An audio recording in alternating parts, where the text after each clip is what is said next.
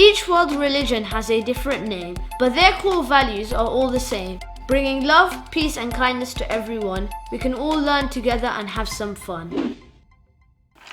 Assalamu alaikum, welcome to me and Ari. My name is Zainali Rajbali and today we will talk about Buddhism. Where does the word Buddhism come from? Buddhism comes from the word Buddha, which is the name of the founder of Buddhism. The word Buddha means the awakened one or the enlightened one. Do they believe in God? Buddhists don't believe in a personal God. They believe in reaching a state of nirvana, which means not suffering or wanting anything from life and not having a sense of self. Are there any prophets?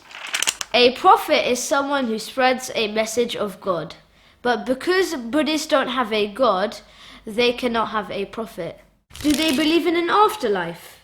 Like Hinduism, Buddhists believe in the concept of samsara, which is the suffering-laden cycle of death, life and rebirth. Without beginning or end, samsara is dukkha, which means unpleasantly painful.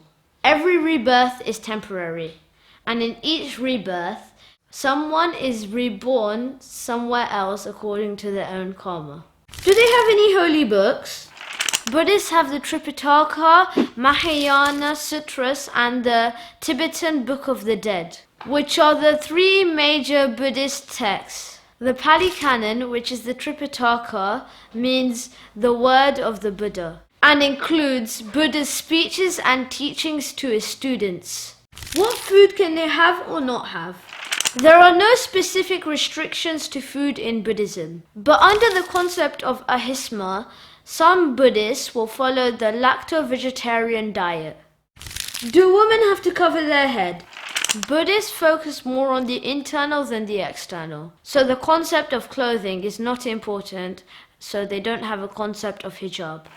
Thank you for watching. I'll be back soon with some more Ari. Till next time, bye.